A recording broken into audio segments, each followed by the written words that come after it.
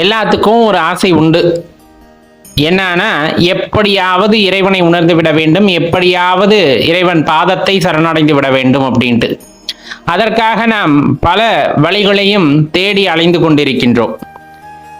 குருவின் முகமாக அல்லது முன்னோர்கள் நமக்கு காட்டிய வழிகளின் மூலமாக, பல்வேறு உபாயங்களின் மூலமாக நாம் இறைவனை அறிந்து கொள்வதற்கு துடித்து கொண்டிருக்கிறோம். அதுல எந்த மாற்று கருத்துமே இல்லை.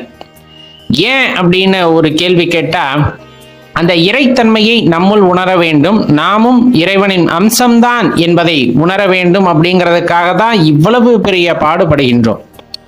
உண்மையாக நம்முள் இறை சக்தி இருக்கிறதா, அதை நம்மால் உணர முடியுமா அப்படின்னு கேள்வி எழுப்புனா நம்ம சொல்ற பதில் கட்டாயமா ஆம் என்பதுதான். இப்ப இயற்கையாவே பாத்தீங்கன்னா சொல்லுவாங்க, நம்ம யாரோட அதிகமா பழகுகின்றோமோ அவர்களுடைய குணாதிசய பிரதிபலிப்பு நம்மிடம் காணப்படும் அப்படிங்கிறது இது எல்லாத்துக்குமே தெரிந்த ஒன்றுதான். நாம் நல்ல ஆன்மீக சான்றோர்களோடு பழகும் பொழுது அது சார்ந்த நற்பண்புகள் நம்மை அடைகின்றன, நம் வாழ்க்கையில் அது பிரதிபலிக்கவும் செய்யும். அதே சமயத்தில் நம்ம எதிர்மாறா உள்ளவர்களுடன் நட்பு கொள்கின்றோம், அவரது பழக்க வழக்கங்களை நாம் உள்வாங்கி கொள்கின்றோம் என்னும் போது அதன் பண்புகளும் நம் வாழ்க்கையில் எதிரொலிக்கத்தான் செய்கின்றன. அப்ப அது சில நேரங்கள்ல நம்மை காயப்படுத்துவதாகவோ பிறரை காயப்படுத்துவதாகவோ அமைந்து விடுகின்றன. அப்ப என்னன்னா, நாம் பழகுகின்ற சூழ்நிலைக்கு தகுந்தாற் போல நம் குணாதிசயங்கள் மாறுகின்றன அப்படிங்கிறத இந்த இடத்துல தெரிந்து கொள்ள வேண்டியது இருக்கு. காரணம் இருக்கு, நம்ம ஏன் சொல்றோம் அப்படின்ட்டு. அப்ப என்னுள் இறை சக்தி இருக்கிறதா அல்லது என்னால் இறைவனை உணர முடியுமா அப்படின்னு கேட்கிறவங்க, அதே போல நான் இறைத்தன்மையின் வெளிப்பாடா அப்படின்னு தெரிந்து கொள்ளணும்னா ஒரே ஒரு விஷயத்த ரொம்ப எளிதா புரிஞ்சுக்கங்க. இப்ப இயற்கையிலேயே கிடைக்கக்கூடிய காந்தம் அப்படிங்கிறத பத்தி நீங்க கேள்விப்பட்டிருப்பீங்க, இல்ல உங்களுக்கு காந்தம் கிடைத்தாலும் பரவாயில்லை. அந்த காந்தத்தை எடுத்துக்கொள்ளுங்க. அது இரும்பை ஈர்க்கக்கூடியது.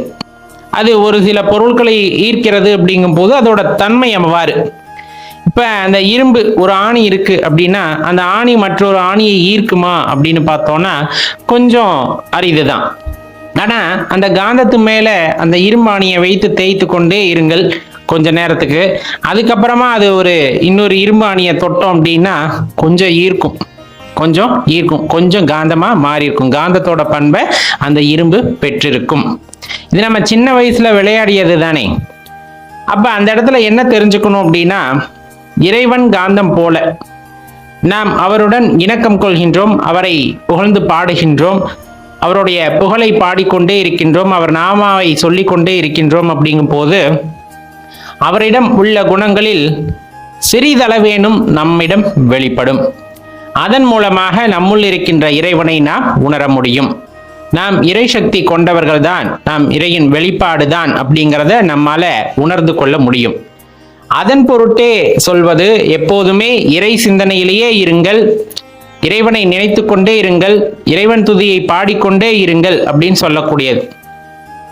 அப்படி பாடிக்கொண்டே இருந்தால் என்ன கிடைக்க போகிறது அப்படின்னா, அந்த இறைத்தன்மையை உணர்ந்து கொள்ளக்கூடிய தன்மை நமக்கு உண்டாகும்.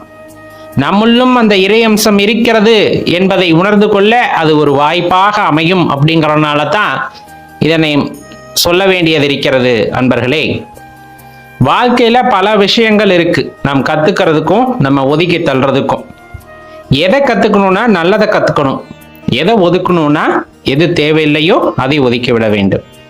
நன்மையை ஆராய்ந்து அறிவதற்காகத்தான் இறைவன் நமக்கு அறிவை படைத்திருக்கிறார். எதையும் ஆராய்ந்து அறியும் அறிவு அப்படின்னு சொல்லக்கூடியது. அதன் பொருட்டே நமக்கு எது வேண்டும் எது வேண்டாம், எது நன்மை தரக்கூடியது எது தீமை தரக்கூடியது என்பதையெல்லாம் ஆராய்ந்து அறிந்து கொள்ளும் பொழுது அந்த அறிவின் சொரூபமாகவே இறைவன் நம்முள் இருப்பதை உணர்ந்து கொள்ள முடியும். அதன் வாயிலாக இறையாற்றலையும் நம்மால் உணர்ந்து கொள்ள முடியும். சில நேரங்கள்ல ஒரு சந்தேகம் வருவதுண்டு, புறப்பொருளை தேடுவதா அகப்பொருளை தேடுவதா அப்படின்ட்டு. வாழ்வதற்கு புறப்பொருள் ரொம்ப தேவையான விஷயம்தான் இல்லைங்களே. சாப்பிட்றதுக்கு சாப்பாடு, இன்னும் ஆடம்பரமா வாழ்றதுக்கு பொண்ணு பொருள், இதெல்லாம் சில பேருக்கு ஆடம்பரத்துக்கு தேவைப்படுது. ஆனா அகப்பொருள்னு ஒரு விஷயம் இருக்கு, அதை தெரிந்து கொண்டால் இதைவிட பேரின்பம் கிடைக்கும் அப்படிங்கிறது பல பேருக்கு தெரியறதில்லை. தெரிய வந்தாலும் அதை தேடுறதுக்கு தயாரா இருக்கிறது இல்லை. சில பேர் தேட ஆரம்பிச்சாலும் அது கைகூடி வருவதில்லை. ஒரு சிலருக்கு மட்டுமே அது கைகூடி வருகின்றது. அந்த அகப்பொருளின் சுவையை ஒருவர் உணர்ந்து கொண்டார் என்றால் அதற்கப்புறம் எந்த பொருள் அவர்கிட்ட கொடுத்தாலும் அது சுவையா தெரியாது. ஏன்னா இந்த அகப்பொருளோட சுவை அப்படிங்கிறது அவ்வளவு அலாதியானதாக குறிப்பிடப்படும் ஞானிகளாலும் சித்தர்களாலும். அப்ப நம்ம அடைய வேண்டியது புறப்பொருளையா அகப்பொருளையா அப்படிங்கறத பார்க்கணும். இப்ப நம்ம வீடு கட்டுறோம், கார் வாங்குறோம், இந்த பங்களா கட்டுறோம், அந்த பேப்பர் மாதிரி இருக்கக்கூடிய அந்த பணத்தை தேடி தேடி சேர்த்து வைக்கிறோம். திடீர்னு அது செல்லாதுன்ட்டு அதை எங்கடா எப்படா கொண்டு போய் மாத்துறதுன்னு ஒரு அல்லல் படுறோம். இந்த மாதிரி பார்த்தீங்கன்னா புறப்பொருள்னால நம்மளுக்கு பிரச்சனைகள் தான் தொடர்ந்து வருமே தவிர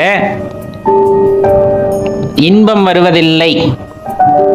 இன்பம் வர்றது இல்லையா? என்னையா சொல்றீங்க? ஒருத்தட்ட 100 கோடி ரூபாய் பணம் இருக்கு, ஒரு 50 கிலோ தங்க வச்சிருக்காரு, 25 கிலோ வெள்ளி வச்சிருக்காரு, அவர்கிட்ட சந்தோஷம் இல்லைன்னு சொல்றீங்களா அப்படின்னா அது அவர்கிட்ட நீங்க போய் கேட்கணும். அதை எந்நேரத்துல யார் வந்து எடுத்துட்டு போவாங்க? இல்லை கவர்மெண்ட்டுக்கு தெரிஞ்சு எடுத்துட்டு போயிடுவாங்களா? அது மேலேயே படுத்து தூங்க வேண்டியதா இருக்கும். அடுத்து தூங்க முடியுமானா அந்த தூக்கமும் உங்களுக்கு இருக்காது. சில பேர்த்து கூட எல்லாம் நான் உரையாடி இருக்கிறேன், அதை வச்சு நான் சொல்றேன். பணத்தை வீட்டில் வச்சுட்டு தூக்கம் வர மாட்டேங்குதுங்க அப்படிம்பாங்க. சேர்க்கணுங்கிற ஆசை இருக்கும், கண்ணா பின்னான்னு சேர்ப்பாங்க, அவங்களுக்கு பணம் நிறைய சேரும், இல்லைன்னா சொல்ல. ஆனால் நிம்மதி போயிடுது அவங்க கிட்ட. அளவான பணத்தை வைத்துக்கொண்டு தன்னிடம் இருக்கும் அந்த பொருள், சேர்த்த பொருளை வைத்து மற்றவர்களுக்கு உதவி செய்து கொண்டு இருப்பவர்களுக்கு வந்துட்டு அந்த பாதிப்பானது மிகவும் குறைவாக இருக்கின்றது.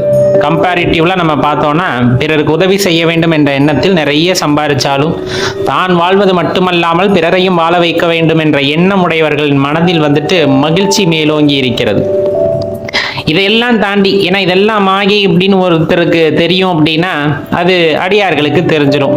அப்ப வந்து பொருள் சேர்க்கணும் அப்படிங்கிற அந்த ஒரு எண்ணம் இல்லாம அகத்தே உழந்திருக்கின்ற அந்த பரம்பொருளை, அது சாதாரண பொருள்ல அகப்பொருள் அப்படிங்கிறது அது பரம்பொருள், அந்த பரம்பொருளை தெரிந்து கொள்ள வேண்டும் என்று உள்ளார்ந்த தேடுதலை ஆரம்பிக்கின்றார்கள் அல்லவா? அந்த தேடுதலானது தொடர்ந்து பல வழிகாட்டுதலின்படி பல நிலைகளை தாண்டி அந்த அகப்பொருளை கண்டுகொண்டு அதை சுவைத்த பின்னர் வேறொரு சுவை அப்படிங்கிறது இந்த உலகத்தில் வேற ஏதும் இருக்காது. அந்த இன்பமே மேலானதாக இருக்கும். அந்த இன்பத்தை உணர்ந்த அடியார்கள் இறைவனோடு பிணக்கு கொள்வார்கள். அப்படியே நண்பன் மாதிரி சண்டை போடுவாங்க. சாதாரணமா பேசியிருக்கப்ப ஏன் எனக்கு இப்ப வந்து காட்சி தர மாட்டியா, என் கூட பேச மாட்டியா, அந்த மாதிரி உரிமையா போகும். அப்பதான் வந்து இந்த உலகத்தார் சொல்லுவாங்க என்னன்னா, புறப்பொருள் தேடுபவர்களை வந்துட்டு புத்திசாலி என்றும் அகப்பொருளை தேடுபவனை முட்டாள் என்றும் சொல்லும் இந்த உலகம். இன்னும் சொல்ல போனா முட்டாள்னு சொன்னா கூட பரவாயில்ல, பைத்தியம், பித்தன், இந்த மாதிரி பெயர்களை வைத்து அடுக்கிக் கொண்டே போவார்கள். ஆனா யாரு பைத்தியம், யாரு பித்தன்? கேள்வி பொதுவா வச்சு பார்த்தோம்னா அதுக்கான விடை தெரிஞ்சிடும். அகப்பொருளை காண்பவனுக்கு இறைவனின் அருள் கட்டாயமாக இருந்திருக்க வேண்டும். அகப்பொருளை காண்பவருக்கு இறைவனின் அருள் பூரணமாக இருந்தால் மட்டுமே அது சாத்தியம். அப்படி ஒருவருக்கு வாய்க்கின்றது என்றால், அவர் இறைவனின் கருணையை பெற்றவர் என்றால் எவ்வளவு பெரிய பேறு பெற்றவராக இருக்க வேண்டும்? அப்படிப்பட்டவர்கள் ஞானிகளாகின்றனர், அடியார்களாகின்றனர் அப்படிங்கிறத தெளிவா தெரிஞ்சுக்கணும். நாமும் தேட வேண்டியது அகப்பொருளை. சரியான வழிகாட்டுதலின்படி அகப்பொருளை தேடும் பொழுது அந்த அகத்தே இருக்கின்ற பரம்பொருளை நாம் கண்டுகொள்ளும் போது கிடைக்கின்ற அலாதியான சுகம் வேறு எதிலும் இருக்காது அப்படிங்கிறது நம்ம ஞானிகளும் சித்தர்களும் கூறி சென்ற விடயம். இதுல ரொம்ப முக்கியம் என்ன அப்படின்னா, எல்லாத்துக்கும் மேலானவர் பரம்பொருள், எல்லாத்துக்கும் மேலானவர். நம்ம எதையும் வச்சு சொல்ல முடியாது, இதுதான் இதோட ஹைட் அப்படின்னு சொன்னோம்னா அதுக்கும் மேலா நிற்கக்கூடியவர். அன்புக்கு எல்லை உண்டா? கிடையவே கிடையாது. நீங்க ஒரு எல்லை வகுத்து சொன்னீங்கன்னா அதுக்கும் மேலாக நிற்பவர் பரம்பொருள், நம்ம ஈசன். அப்படி இருக்கையில அடியார்களாகிய நம்மை போல் கீழ்நிலையில் உள்ளவர்களை அவர் ஆட்கொண்டிருக்கின்றார் என்றால் நாமெல்லாம் எவ்வளவு பாக்கியம் செய்தவர்கள், எவ்வளவு கொடுப்பனை செய்தவர்கள் யோசித்து பாருங்கள். நாயினும் கடையேன் அப்படின்னு சொல்லுவாங்க. அந்த மாதிரி ரொம்ப இழிப்பிறவியா இருக்கின்ற என்னை இறைவன் ஆட்கொண்டிருக்கின்றார் அப்படிங்கும் போது நம்மெல்லாம் எவ்வளவு பெரிய கொடுப்பனை செய்தவர்கள். அப்ப இதுல எது சந்தோஷம்? கட்டுக்கட்டா பணத்தை அடுக்கி வச்சுட்டு அதை காத்துக்கிட்டு இருக்கிறதா, உள்ளார்ந்து இறைவனை கண்டு இன்புற்று அந்த பேரின்பத்தை அனுபவித்து அதனுள்ளே கலந்திருப்பது உண்மையான இன்பமா? பதிலை நீங்கள் தான் சொல்ல வேண்டும். அப்ப உலகத்தார் பேசுவதையோ உலகத்தார் தூற்றுவதையோ நம் காதுகளில் வாங்கிக் கொள்ளக்கூடாது.